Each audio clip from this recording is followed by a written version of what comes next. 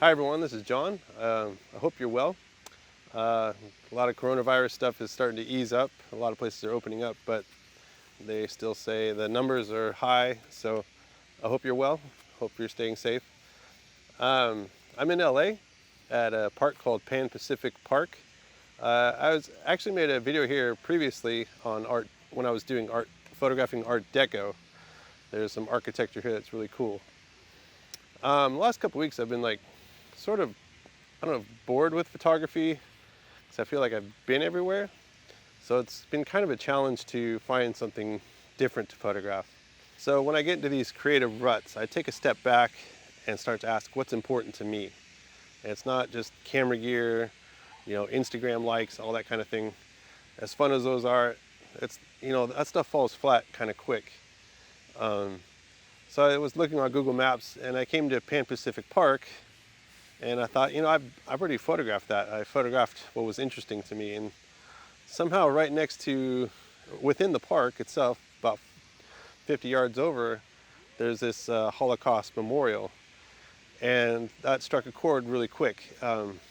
Jewish history is very important to me, to honor Jewish history for a number of reasons. I'm a Christian, but I believe Jewish and Christian history are intertwined and should be. And I know throughout history there's been a lot of, for lack of better, keeping it simple, it's been a very bumpy and ugly at times. So part of it is a journey for me to honor Jewish people, to honor people I deem as God's people, or He deems them as His people. And I think that's an important thing to do. But also, I grew up with a friend, a next door neighbor who's Jewish. So anytime I hear of Jewish persecution, tragedies such as the Holocaust, I think of my friend. Like, why would anybody want to hurt my friend? Like, we were good friends. And just because he's Jewish. So all that's in my mind is a sort of dual effort to honor Jews. So anywhere I go that I find something where a tragedy regarding Jews happened, I go to check it out. And it's funny, as I got here, it's taped off. I think it's still under coronavirus lockdown, hasn't opened up yet. So I get to photograph it and view it from afar. So join me as I try to get a good angle.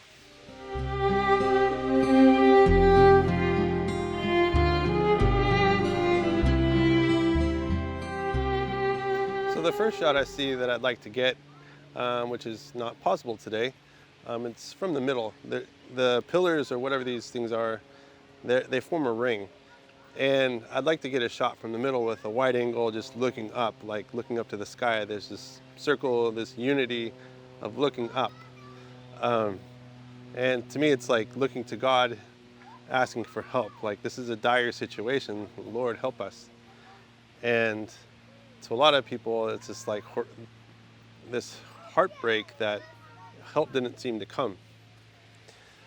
And thinking through today, with racial tensions in the U.S., there's a lot of riots, there's a lot of protests, there's a lot of anger, justifiable anger towards racism, police brutality, questions like, when is help coming? Like, we're tired of this break of unity, this break of equality, and so there's this cry for help. Lord, help us. And at least that's my cry, like, Lord, help us. So that's one shot I'd like to get, but I'd have to come back later when these ropes are down.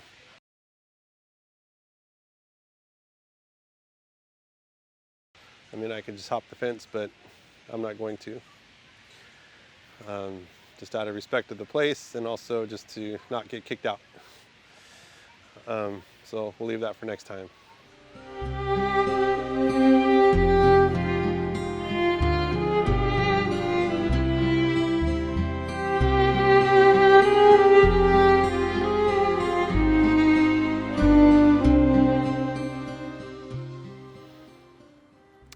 for the first shot, I'm using a wide-angle lens. If you've followed along with my videos, you'll know I generally don't shoot with zoom lenses. In my opinion, they're usually sort of a step down in quality.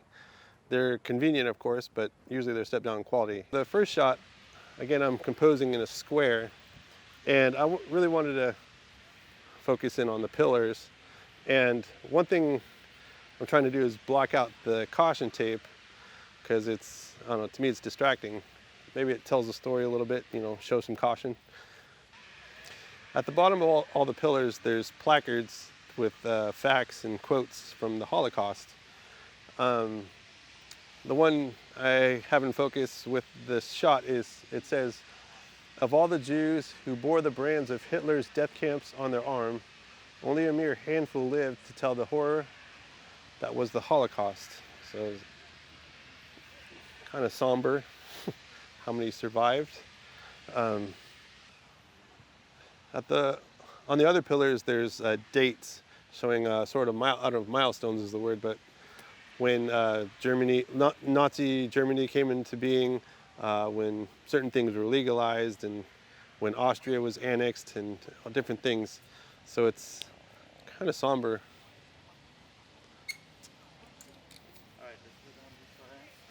Sorry. So in this photo, on one of the pillars, there's a reflection of a tree nearby. And normally I would use a polarizer to remove it, because normally reflections can be distracting. But in this case, I actually want to keep it because I think it goes with it, because in the midst of the horror of the Holocaust, there were a lot of people that helped Jews. At the bottom of these trees, there's these plaques that say the righteous from Poland, Bulgaria, Luxembourg, and different places where people helped Jews escape to safer places, and also hid Jews personally at the risk of their own life. They helped. So in the midst of this horror, there's life, there's people helping, and I wanted to reflect that.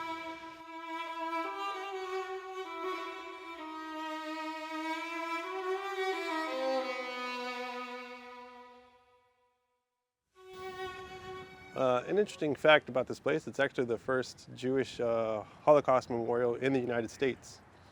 And keeping on that theme, I want to show you two more sites around LA that are important to this. Follow along.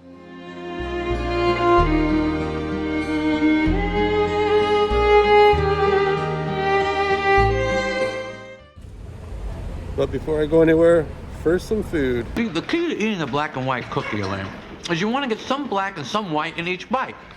Nothing mixes better than vanilla and chocolate. And yet still somehow racial harmony eludes us. If people would only look to the cookie, all our problems would be solved. Oh, your views on race relations are just fascinating. You really should do an op-ed piece for the Times. Look to the cookie, Elaine. Look to the cookie.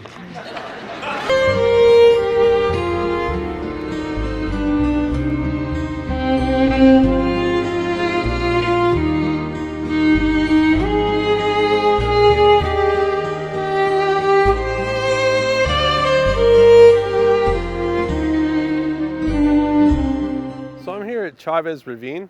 It's more famously known for Dodger Stadium, which is just up the hill right here. And behind me there's a police academy.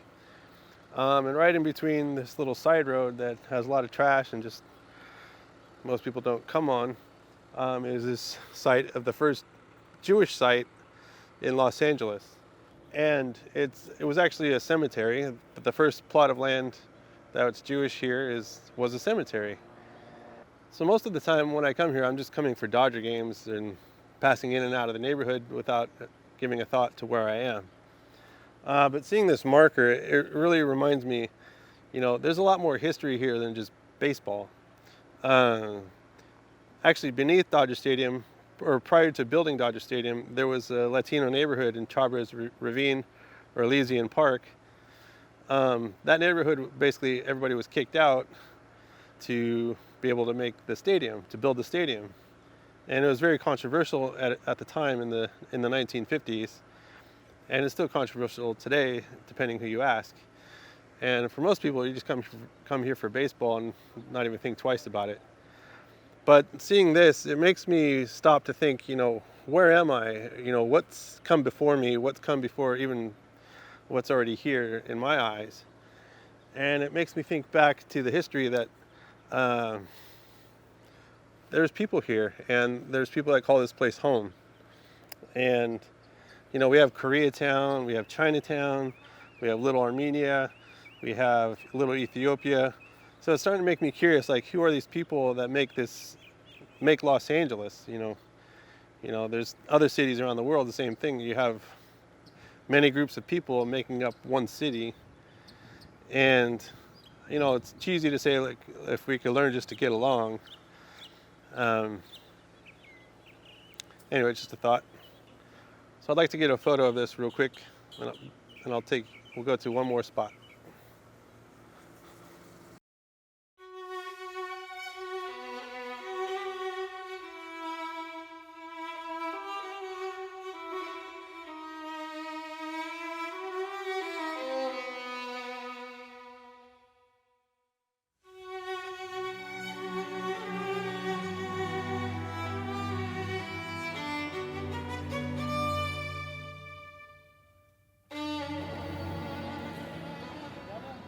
So for my last spot, I'm in downtown LA.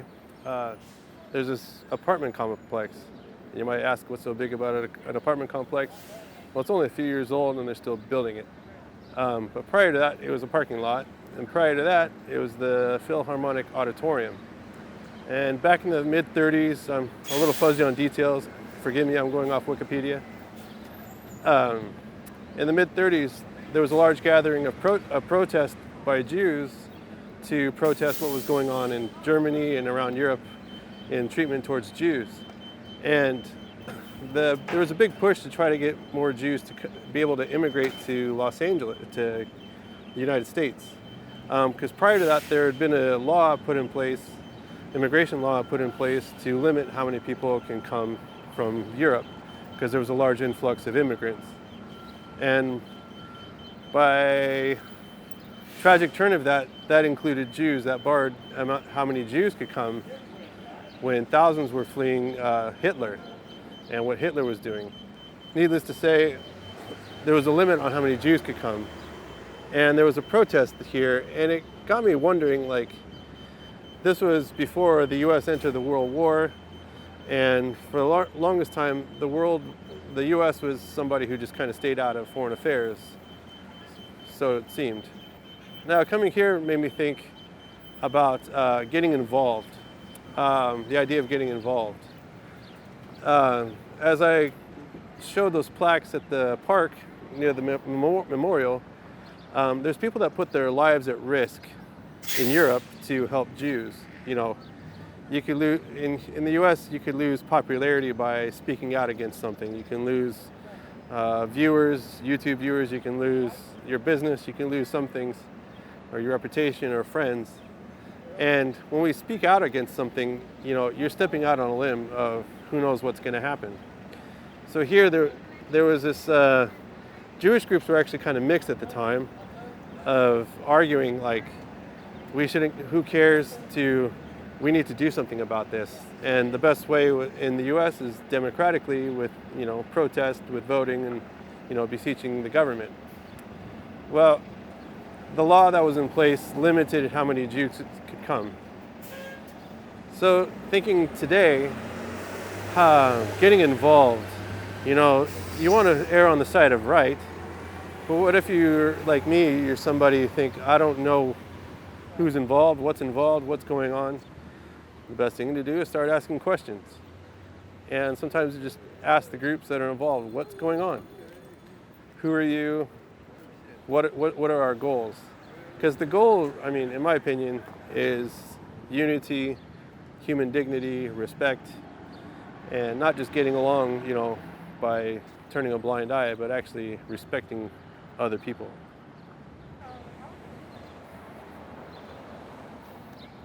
I get nervous when I'm around other people, so I'm going to move right over here. So that's it for this video. It's very light on photography. It's more talking, I feel like, but it's a very important issue to me. to talk about racial justice, caring for one another. And so if you have any comments or questions, leave them down below.